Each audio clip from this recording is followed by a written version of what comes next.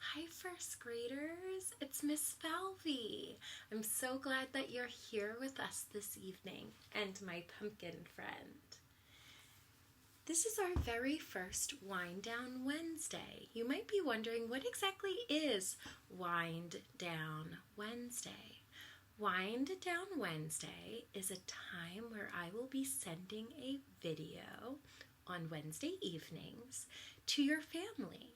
And it is an optional time for you to watch a read aloud. Each Wind Down Wednesday, I will be reading a story to you, and you can choose to watch it. It's totally optional. I've found over the years that most students end up watching the videos with their siblings. And wind down means that you're relaxing, you're starting to settle down before it's time to go to bed. So I hope you enjoy these special videos, and I'm so glad that you're here with us this evening. So it's fall. This past weekend was the Fall Festival, and it was exciting to see some of you at the Fall Festival. And no worries, if I didn't see you this time, I will see you at the next event at school. I want to thank the first grade friend who helped me with creating a pumpkin at the Fall Festival.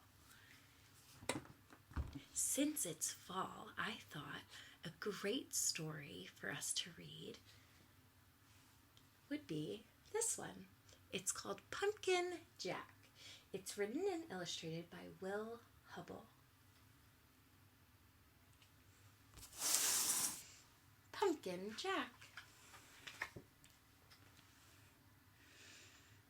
You can take a look at the cover. I wonder what this story will be about.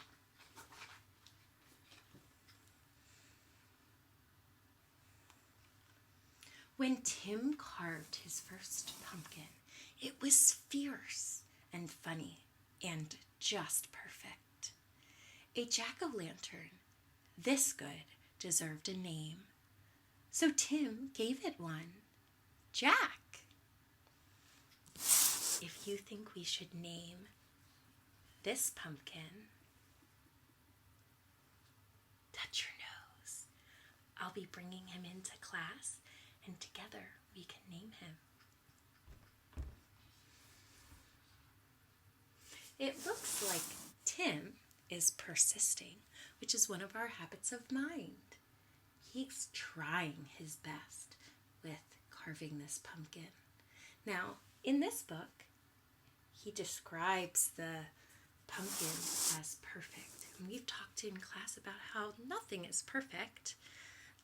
We actually don't even use that word, but that word does remind me of a book we read recently by Kevin Hankis, Text-to-Text Connection.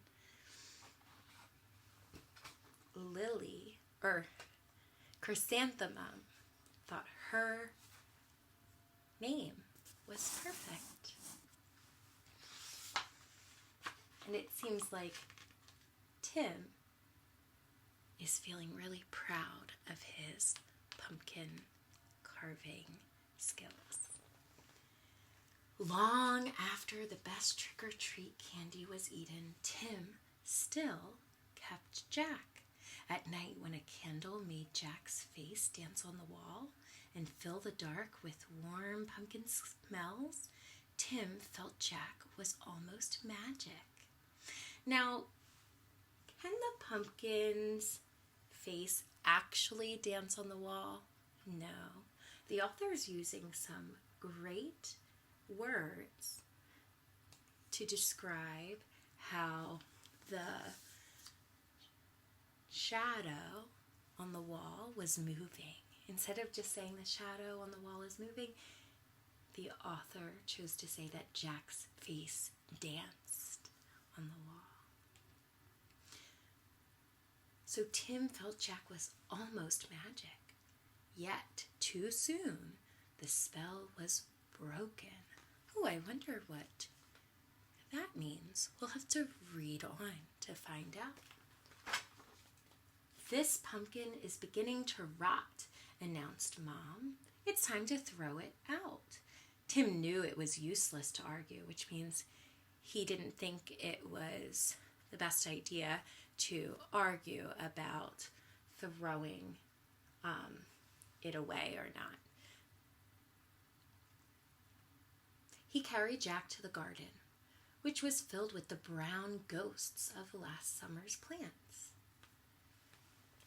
The author chose to say that these dead vines are the ghosts from last summer's plants. So are they actual ghosts? No, they are dead plants. The vines are all old and they're no longer living. A dead garden is better than a trash can, thought Tim. So Tim is making the choice to throw the pumpkin into the garden instead of the trash can. Still, it made him sad to leave Jack outside alone. I wonder if he used an I feel statement to say how he's feeling. We talk a lot about using I feel statements in class. He could probably say something to his mom like, I feel sad because I think this pumpkin is special and I want to keep him a little longer. Whenever chores or play brought Tim to the garden, he looked at Jack. Give a connection wiggle. If you do chores at home, is there a responsibility that you have at home?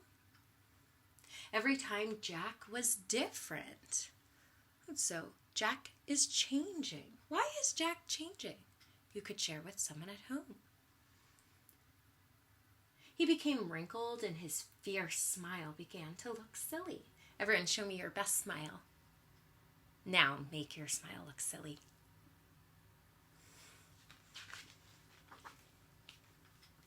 Oh my! Mold spread over Jack's bright orange skin.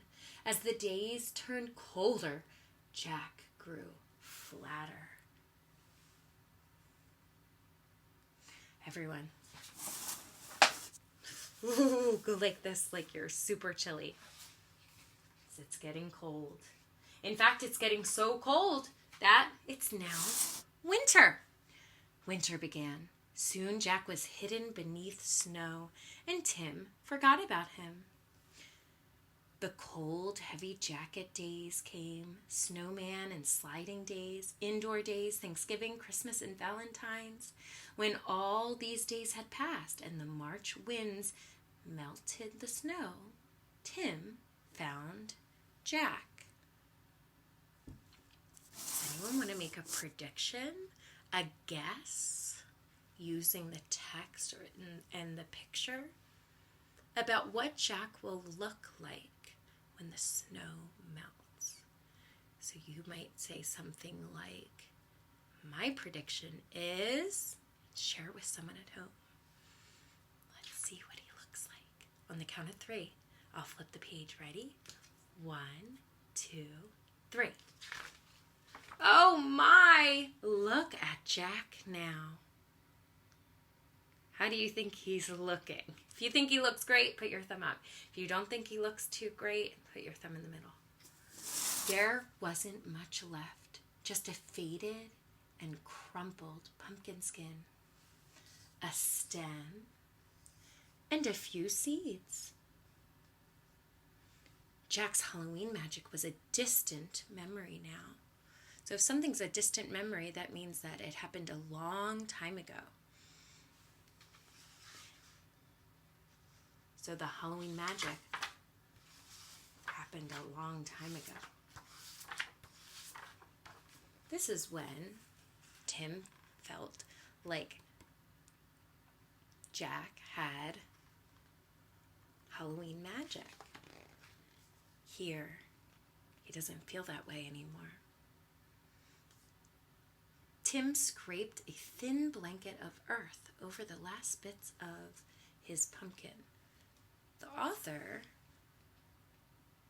used some fancy words like scraped a thin blanket of earth over the last bits of his pumpkin instead of saying simply that Tim put dirt on top of the pumpkin.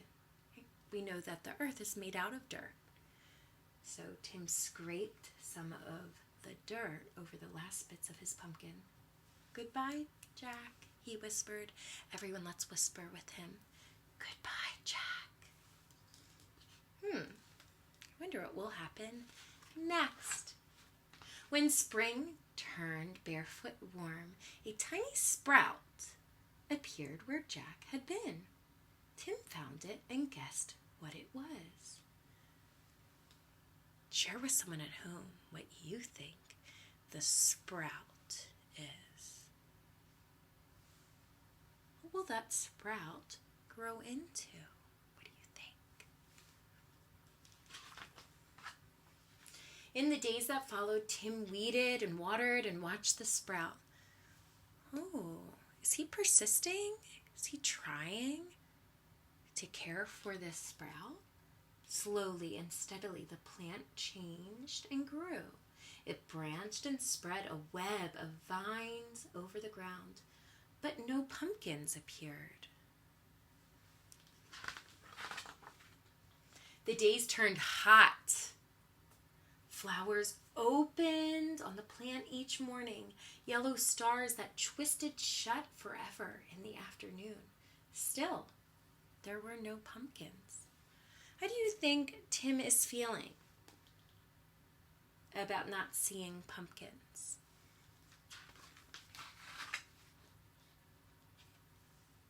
Finally, Tim found a little green ball growing behind a crumpled blossom. Hey, I heard a transition word. Finally is a transition word. We're learning in class about how transition words start sentences when we are sequencing a story, when we're putting the story in the correct order. Transition words help us with doing that. So if the author is using the word finally, we know that we're towards the end of the story. A pumpkin! Tim let out a whoop and ran to show his mom. Oh, he must be feeling so proud because he persisted in caring for the vine. And he was surprised with a pumpkin. By August, the plant had spilled onto the lawn. Tim's favorite game became pumpkin hunting. Do you have a favorite game? He carefully waded among the leaves, which means he walked through the leaves that were pretty high, searching for green pumpkins like hidden treasures. Everyone, put your binoculars on. Will you be looking for pumpkins this fall? Try to see how many you can find in your neighborhood. You might even keep track of how many you've found. You could fill in a 10 frame at home. Each time you see a pumpkin, put a dot on the 10 frame. School began again and the days cooled. Hey, connection! It is October. We've been in school for September and October now. Tim had less time to visit the garden. When he did, the pumpkin plant seemed tired. I wonder what that means. What does a tired plant look like? There were few new leaves. The old tattered ones no longer hid the green pumpkins. So the tattered ones, that means they're worn, they're old, they're no longer covering the big pumpkins. Then, one October morning, Tim woke to see frost coating the garden. Hey, connection! We're in the month of October right now. The frozen plants seem to change to pale blue glass. After school, Tim discovered what the frost had done. The pumpkin plant's leaves were as limp as wet paper. It was dying. So friends, if a pumpkin's leaves are limp, that means they're flopping over just like what paper would do. Okay, so the plant's leaves were limp. He thinks the pumpkin plant is dying. Tim searched among the withered leaves for the unripe pumpkins. That means that those pumpkins weren't ready to pick. He picked them and put them on the front porch, hoping for one more change. So he picked them before they were ripe, before they were ready to be picked. He was hoping for one more change. Let's read on to see what he means. By Halloween, the pumpkins had ripened to bright orange. So what he was hoping for happened. He was hoping they would turn from green to orange while sitting on the porch. He must be feeling excited about that. There were many, for the plant had been generous. So that means that the vine where the pumpkins were growing was generous. It gave Tim a bunch of pumpkins. Tim was generous too. He gave away all but one. So Tim chose to share all of the pumpkins. What a kind friend.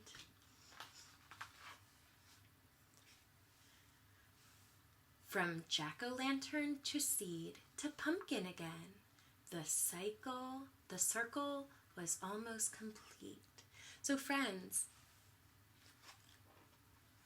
Pumpkin Jack started as a pumpkin. Then its seeds were covered in dirt,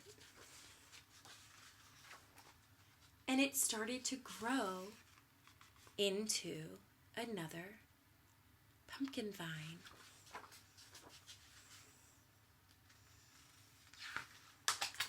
For more pumpkins to grow on. That's the circle or the cycle of the pumpkin plant. Now it was time for Tim to do his part. He gave his pumpkin a face. It smiled at him in a fierce and funny way. Tim smiled too and said, "Welcome back, Jack." Does Jack and back rhyme? If you think they do, put your thumb up. They're rhyming words. They have the same middle, a, and ending, k. They're part of the ak word family. The end. This story was dedicated to Nathaniel, Justin, and especially Carol. We learned about how when a book is dedicated to someone, that means that the author was thinking of them when they were writing it. Friends, it was so fun reading Pumpkin Jack with you, and I'm so glad you joined us for our very first Wind Down Wednesday. I'll see you next Wednesday. Thanks for joining me. See you tomorrow. Good night.